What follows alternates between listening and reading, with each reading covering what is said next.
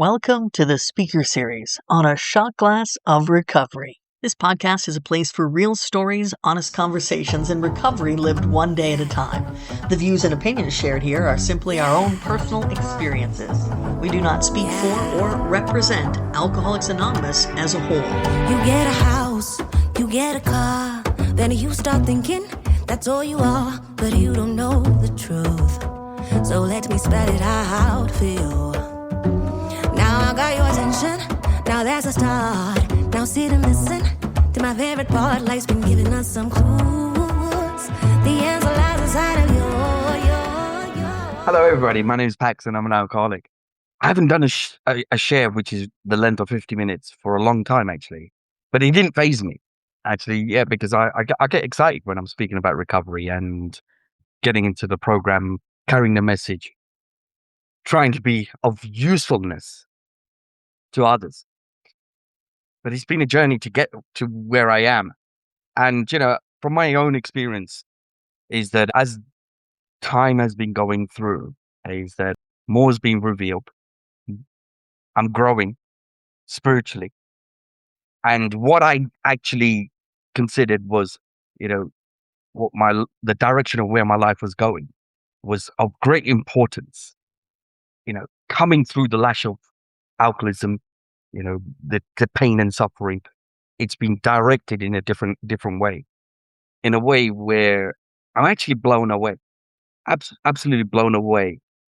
And I love how when it kind of says in our step 3 promise, and he says, we become less and less interested in our plans, our designs, and we become more and more interested in what we can contribute towards life.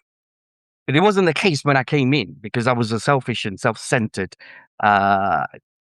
human being that's completely wrapped within my own vicinity. And it's all about me, and, my pain and my suffering and what the hell was going on within my life. And there was a hell of a lot going on in my life. I'm sitting on a wheelchair, guys. When I've come back into recovery this time round, I came in on a wheelchair through the lash of alcoholism, which is a complete self-imposed crisis, is where I'm going to go with this. And I want to zone into the area where, there's a beautiful line which I was zoned to. And it said, we alcoholics crushed by self-imposed crisis. And then I was left with a choice. And the choice was, to fearlessly face the proposition that either God was everything or God was nothing. Either is or he isn't. What was my choice to be? And I know where my choice landed, because everything prior to that, I tried to run my entire life with my own way of operating in this world. But I was beaten and broken and smashed to pieces where I actually really surrendered from my core, with that knowing within me that my way don't work. See, I came, my sobriety day is the 4th of May, 2016. But I came into Alcoholics Anonymous in 2010. And in 2010, I had legs. And I actually, found myself in that place where I really believed that, okay, at that moment, I made that complete surrender and said, all right, I'm done. I'm going to start following instructions and listening to what other people were sharing. And I was broken. See, because I did all of my research prior to that, 2010. And I was in and out of treatment centers, psychiatrists and psychologists and everybody guiding me to AA. So, the solution lies in Alcoholics Anonymous. But my ego was so powerful, and it still can be, if I'm not grounded. I was riddled with delusions and these false beliefs within me that I had some control. I believed that I was special and different from others, and I actually would be able to think my way out of this problem. That when there was a beautiful man who came to share, and he actually spoke at a rehab, and he was sharing his experience, strength, and hope, in order for me to just relate with what he was sharing. And you know what? I went straight to all the differences. I thought the man was a really, really sick man, and he was so broken. He didn't have the mental capacity to, recognize his problem, solve his problem on his own, and he has to go to AA. What a poor sod, I thought. And this is my thinking process. And the thing is that I didn't want to let go of alcohol. So I was consistently looking for the differences. But also, I had this belief within me that I had some level of control within me that I'll be able to solve this problem. Because, I've had great achievements through my journey of life in business successes. And I actually had this belief that actually I'll be able to think my way out of this problem, but actually not recognizing that I was sitting in a psychiatric hospital, where mental patients go. And I actually convinced myself I'm actually having a break from the stresses of life.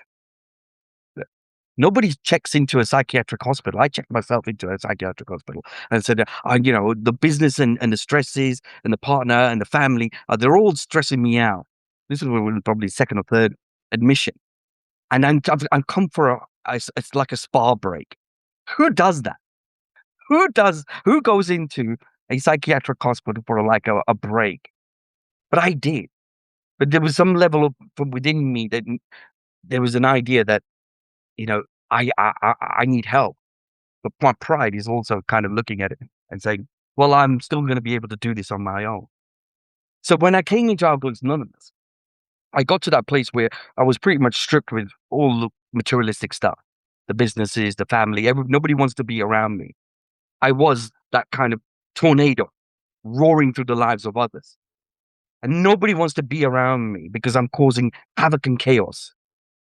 And then I come in that place where there was a day where my hands actually went up and I said, I cannot do this anymore. And believe me, on that day, it was that cry from within went beyond my intellect. It went beyond my rational thinking. And I walked into the rooms of Alcoholics Anonymous. That was in 2010. What's powerful is that when I actually came to Alcoholics Anonymous, I was greeted. I was greeted by members of AA. I was a man which is completely lost. I was baffled. I was in that hopeless state where I don't know what I'm doing, where my life's going. And the greet that I got from members of Alcoholics Anonymous was love, absolute pure love, because I had an arm around me saying things are going to be okay and things, it's okay. But I was also guided, at that moment to engage in the program of Alcoholics Anonymous. And, the messages were very, very clear. It's a get to meetings, so I thought, okay, you know what, I'm going to start listening. So I started to get to meetings and go grab a sponsor and work the 12 steps of AA. After a bit of time, I ended up getting a sponsor and going through that program of Alcoholics Anonymous. By going through the program of Alcoholics Anonymous, I actually got to recognize and see what the illness of alcoholism it is to what I believed at that time, what I understood. And I see the wreckage and the chaos that I've actually been creating. It wasn't a pretty sight, as I said to you, I caused havoc. And I had this attitude of, I'm only doing it to myself, for people who love me. Leave me alone in that selfish and self-centered place. By going through the work and, also being guided and say, get to meetings and work the program, start to continue, be of service. And I started to do all of those things. What amazed me was by coming into Alcoholics Anonymous and being held and propped up with the spirit of Alcoholics Anonymous, I was staying sober one day at a time. I couldn't stay stopped. I was a round the clock drinker, my drinking ended up and progressed to the place where I just wake up, I'm having to have a drink to shut this head off. It wasn't like that when I first had my first drink. See, when I first had my first drink, to me, it was absolutely electric. And I love how literature describes it. And it says, men and women essentially drink for the effect produced by alcohol. And the effect for me was absolutely mind-blowing. It was like a misguided spiritual experience that I had. Then it goes on into the paragraph and it says, whilst it admits it injurious, I mean, I had consequences. They can after a time differentiate between the truth and the false. You know, when I had my first drink, it was like I've just arrived. See, I was a man with completely closed, full of fear, constantly thinking, "What am I? How am I going to communicate with people?" Because I feel like, I'm not right. I had all the step nine promises from my first drink because it took away the fear. It allowed me to be this person of freedom. The chains was gone, and I was acting, and I remember it. As I had a few drinks. I was a, I was this close guy. My head's racing, and say, "How am I going to get a leg over? How, I really want to chat to this girl," and all this noise was there. And the next thing is, I had a few drinks and a few more, and now I've got my shirt off and rolling around a dance floor. I didn't care less what anybody thought of me. So yeah, my experience with alcohol on the first go, it was absolutely electric. But what it did also provide me was this illusion that I had control. I didn't realize in that moment that I've just found God in a bottle, because that's exactly what it was. When I say it was a misguided spiritual experience, it's like I found the solution of life. I've got something that I can walk around with, my best friend. But as my journey of my drinking went through, it takes me through some crazy, crazy places, but to a point of psychiatric hospital. And I'm in a place where I need help because I cannot stop. So, going to that point where, you know, I came into outlets and being propped up by, one day at a time, I'm not picking up a drink, which is absolutely amazing because, as I said to you, I was not able to stop. You know, anybody kind of seeking a power greater than themselves, when I came into Alcoholics Anonymous in this hopeless state, it's amazing how the power of the fellowship itself was helping me and holding me up. Just the sense of actually being around people who have gone through similar distresses and then who are struggling. But as the journey went through, I still was holding on to old ideas, and I'm going to get into it. Said into how it works because it was read out today. Yeah. After a bit of time, and I'll say time, I found myself, because my life, my life started to get well, and didn't have all the crazy chaos going on in my life.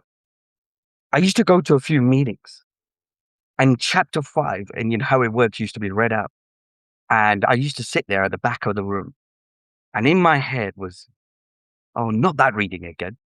It's so long, it's boring. And I found myself, in that mental noise of, I want to hear what a speaker's got to say. I want to connect with the speaker so I can get my quick fix, still relying on myself. And then I can go. But that reading itself has some very, very powerful messages in it that I failed to heed. You know, not only does it provide, what I need to do to embark on a journey of recovery, which is the first part, it provides me the solution of my illness, which is alcoholism, which are the steps. But it also gives me a kind of direction of which way I'm supposed to be growing. So after a bit of time, I still had old ideas, and I still had this belief within me that, life is really about all the glitz and the glam. I really wanted to rebuild the life that I lost. So my energies were going into trying to rebuild a new business in recovery. So I embarked on a journey of, actually trying to fix myself and get all that kind of stuff. And I used to use a very, very powerful tool of rationalization. And it says, it talks about in chapter 5 about rigorous honesty and a person who's constitutionally incapable of being honest with oneself. And that was me. I used rationalization and justification through my entire life. I used it as a child well before I picked up a drink. I used it through, the journey of my alcoholic life. And I started to use it into recovery. And there's a beautiful line at the back of the big book, and it says, rationalization is giving a socially acceptable reason for socially unacceptable behavior. And socially unacceptable behavior is a form of insanity. See, what I find is rationalization is lying to myself. And if I was lying to any of you guys, I could probably get away with it. I'm trying to get out of a awkward situation. But to lie to myself, to convince myself of a warped reality, that's absolute insanity. See, I'm still trying to chase other things, and I'm trying to justify what my actions are. And I found myself, with a bit of time of sobriety behind me. And I'd say dry time, because that's what it was. It was dry time. My focus and every aspect of my being was, I need to start to rebuild my life. I need a new business. I need the successes. I need the houses. I need all the stuff that I need to prop myself up, because that's what I've lost. My focus was more into that than actually growing spiritually. I used to go to a few meetings and say, I used to put a few chairs out, and I convinced myself that, I'm being of service. All that kind of stuff, noise was going on. And it's all the rationalization that I was doing to convince myself that I was actually working a program. But I was far from working a program. I had a new relationship coming. My family were back in my life because I went through that process of going through making amends. I was still that person, as the big book describes it, a victim of the delusion that could wrest satisfaction and happiness out of this world if I only manage well. Because once I'm managing well, everything should be okay. I didn't actually grasp the power of this illness. It says in that reading that we're dealing with an illness that's very cunning, very, very cunning, baffling, and powerful. In that reading, it was saying, half measures of illness, nothing. See, what I was sharing with is how I was convincing myself that I was working this program, but I had my toe in and my entire body out of this program. And the illness is very cunning, baffling, and powerful, which centers in my own mind. My mind is all the very thing that's convincing me, that what I need to do is absolutely right. I'm sharing all this is a life event occurred that I was not spiritually armed to deal with. I spent a lot of time, growing materialistically, and I wasn't actually growing spiritually.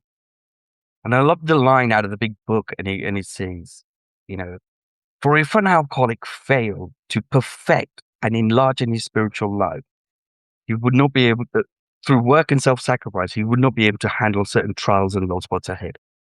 If he didn't work, he would surely drink. And if he drank, he would surely die. As I said to you, I started to grow materialistically. And it's how my ego was kind of convincing me that, actually the most important things is what I need to do within my life. But this trial occurred, and the trial is irrelevant. I used a lot of things through my journey of recovery, through my alcoholism, and I was pointing fingers, and there was always three fingers pointing back at me.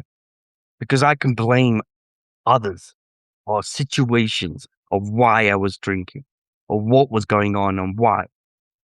And the thing is, this trial occurred, and I found myself with this headspace and my mental headspace was, I want to die.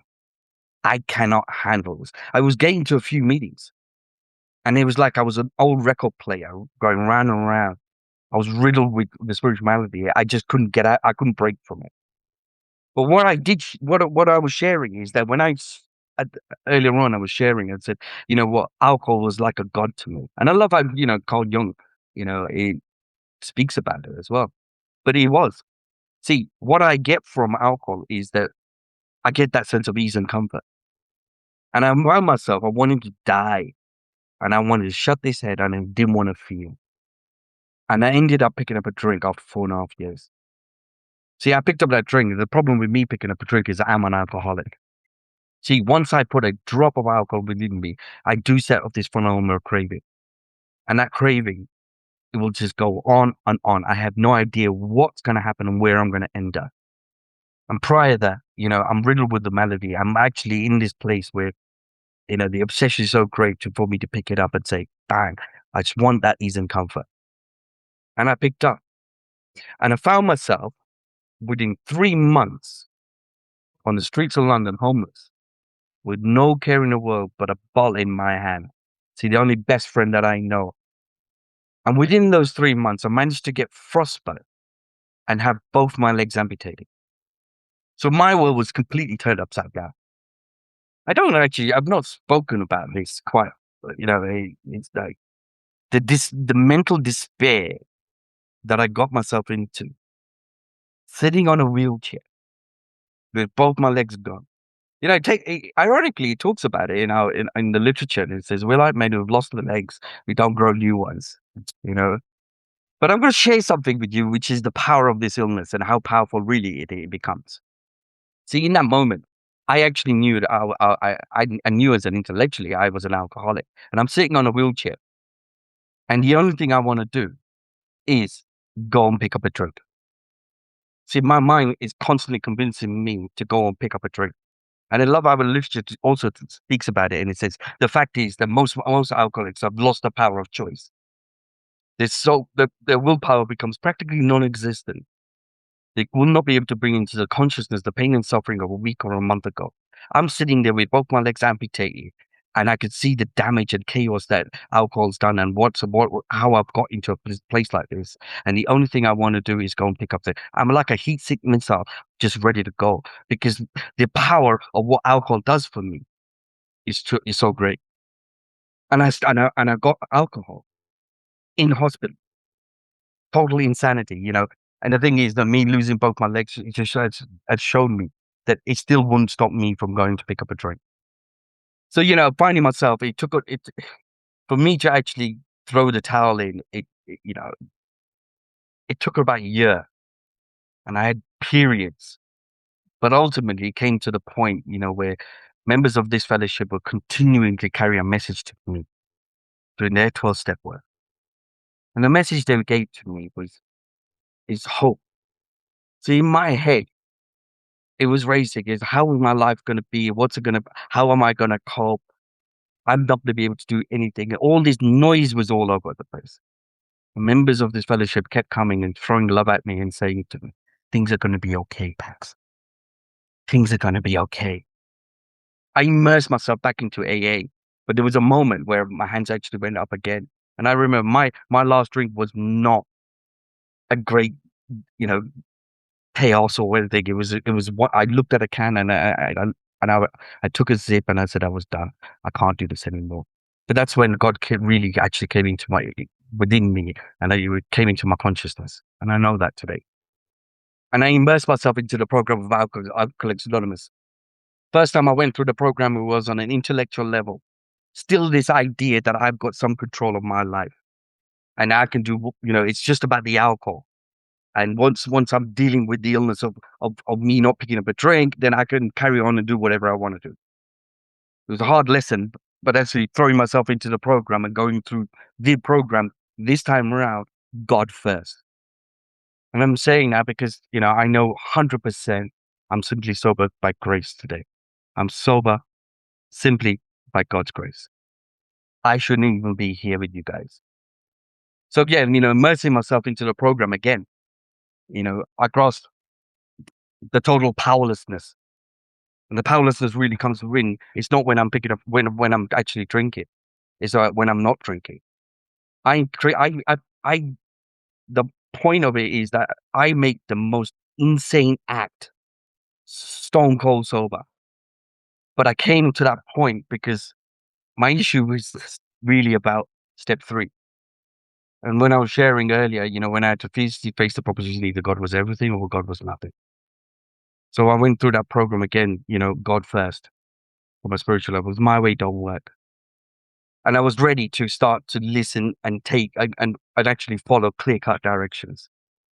But I had to be broken to that point. And then going through that work, I've had a spiritual awakening as the result of these steps. And that's the truth. That's what it comes back down to. You know, I'm sitting here, you know, I know me losing my legs was by design. That was God showing me that He loves me. See, I was like a headless chicken running around, you know, through life, trying to grab everything that I want in my life and all the rest of it. And God's way is like God's got me on a toddler harness, and He's pulling me back. And you know what? I needed to be slowed down. Me being placed on a wheelchair was to really slow me down and actually see what's really important in life. Literally, that's it. You know. When I came in with all the headspace of where my head was going and what was happening in my life, how am I going to cope? When I threw myself back into recovery this time, you know, as in that reading, it was saying, you know, was I willing to go to any lengths? Absolutely. I share a bit of, you know, like, guys, I know how it was early on. I used to wheel myself on a wheelchair up to meetings. go to meetings and weren't able to get into meetings because they had stairs and I used to have to go back home. But you know what? None of it mattered. It's what I was doing, the action I was doing to turn up. So by going through the steps again, I've had a spiritual awakening. And you know, I was a broken man on the inside. I had so many personas, so many armors all around me, be able to strip them all away and being left bare. I've been able to heal from the inside out. But the most important thing is I tapped into a power greater than myself, which I choose to forego. Because as it was described, lack of power was my dilemma. You know, I'm still trying to run this whole show. I'm trying to actually navigate through life. And as I've been able to heal from the inside, you know, it's like I know 100% my life has been absolutely been transformed. There's no doubt about that. It's not what's on the outside, it's what's on the inside. I spent a lot of time trying to fix the outsides. I was speaking to somebody yesterday and said, it's like I wanted to keep putting plasters of all the externals. And the only person I'm running away from is myself. So yeah, by going through the work, you know, and continuing to grow, my life has absolutely transformed. But my recovery journey hasn't been easy. You know, it's like, you know, I get to come and speak on a few meetings, but I've gone through some serious stuff through my journey of recovery, and I've had no need to pick up a drink whatsoever. You know, I've been through court cases with a child, you know, child services and so on and so. And I was being bashed. I was only 9 months sober. I was 9 months sober, but you know what? I was held. I was held by the AA fellowship, beautiful people within Alcoholics Anonymous, and I was able to get through all of those things. I was able to go through rehabilitations. I was able to kind of get prosthetics and start walking. I was able to run and, you know, get to learn how to drive again with loads of failures. My ego would always like to sit here and share with you guys that I've done this and I ain't actually done anything on my own. I've had help. I've always had help. I want to share something with you is that, you know, when I actually went through the work again and I had a spiritual awakening, you know, I turned my will and my life over, but there was still some reservations that I still needed to have control. And yeah, 5 years sober, you know, I had this realization how powerful step 3 really becomes and what my relationship with God of my understanding needs to be.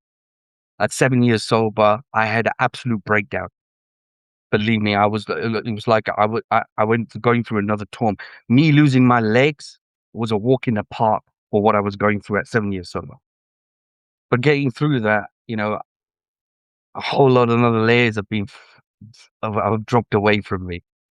You know, that's the whole point of spiritual growing. You know, it's like, and I'm coming into my a couple of weeks' time, I'll be 10 years sober.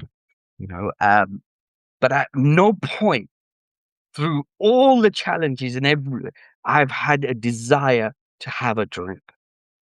It's not been there.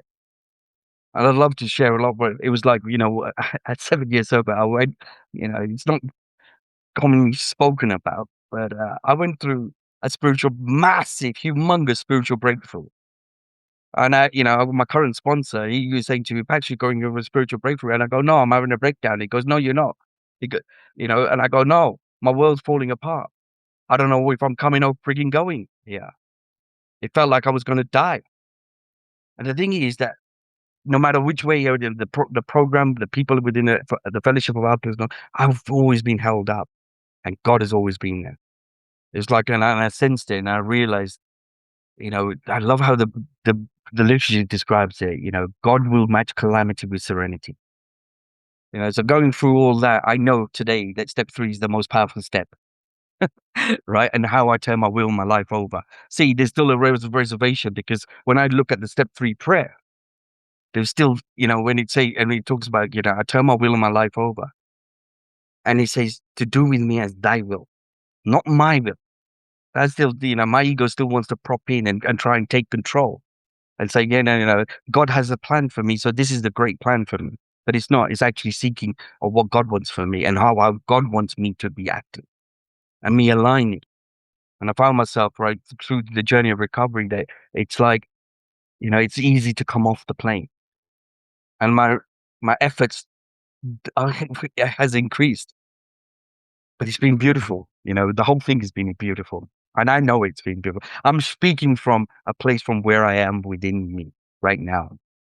Okay, everything that's happened and where I've been, right, is been necessary to be where I am today. That I know for 100%. I was just sharing it. Me losing my legs was grace and is a gift to me. So when I came into recovery, me in that place, a headspace where where what's going to happen with my head, my life entire. I didn't imagine what my life is going to be where it is today. That's the truth. That was at that moment, it was the point where I'm saying, this is the worst day of my life. My life is over. And I can share today with you guys that was the best day of my life. Because that brokenness actually leads to me coming into Alcoholics Anonymous, connecting all you beautiful people. I get a beautiful program, which is a solution to my problem. And I get to live life freely. See, I chased the freedom that I was trying to chase in a bottle. But I have that freedom today simply by my relationship with my higher power and God and my understanding and how I'm growing with that. How am I aligning with that? I wouldn't have been able to do any of this stuff if I didn't come and meet with you guys. That's the truth. So I'm very, very blessed. Looking at the time, I had no idea what I was going to say and where this was going to go. But you know what? One thing I have grown towards is my authenticity. Be who I am as I am. I spent a lifetime trying to pretend and give a version of me of, what you guys would want to hear from me and all that kind of noise. And do you know what? I'm done with that kind of stuff. It's beautiful and powerful that I can accept myself who I am as I am. And I'm not afraid of it, And I love the term imperfectly perfect. And I can accept my flaws. Powerful. That's freedom. I would have reached where I am today by not engaging in this program, tap into a power greater myself, and continues to grow within the program and applying that program into my life. I'm coming to a place where I'm drying out a little, guys. I will share this, right, for the newcomers. Look, recovery is not easy. It's never been easy. It was me having to let go of everything that I actually believe. And one of the hardest things that I had to let go, right, was one of the greatest assets that I actually convinced myself to have. My greatest asset was, I really believed my intellect was my greatest asset. And that realization that my greatest asset was the very thing that was killing me, which is my own mind. And the battle between, within is always there, and it's not easy. Okay. But one thing is for sure, when I came into Alcoholics Anonymous, I wasn't alone because I have had people around me who struggle the same. So I'm going to end there with a quick metaphor. See, when I embarked on this journey of recovery, I was riddled with fear. I wouldn't admit that to you, any of you guys, because I've still got to maintain my pride. But I was riddled with fear. I didn't know where my life was going to go, how it's going to pan out, how I was even going to cope. Just imagine yourself, you're at a ravine and you must get to the other side of the ravine. It's life and death. And there's a wooden bridge that goes across it. And it's got broken slabs of timber on it. So full of fear, you don't know which step you're going to take and you're going to fall in that ravine and die. And then somebody comes from behind and takes all the steps necessary and gets to the other side and shouts back to you and says, take the steps I'll take. You get given a choice. You choose your own. Go with hope. Hope. And if you take the steps that the person in front has done, you also can get to the other side. And that's exactly what Alcoholics Anonymous was about. Because people have already got to the other side. And they're simply waiting to guide you one step at a time. God bless you all. And I love you all. And I can say that because I truly do. Yeah? God bless you all. Leave it there. Thanks for taking time out of your busy schedule to enjoy a shot glass of recovery. If you'd like to help support the show, you can make a voluntary contribution through PayPal at A Shot Glass of Recovery. Every donation, no matter the amount, helps cover the costs of producing the podcast and allows us to keep sharing stories of hope and recovery. Thanks again for your support. It truly means a lot. Everything you do, the answer lies inside you.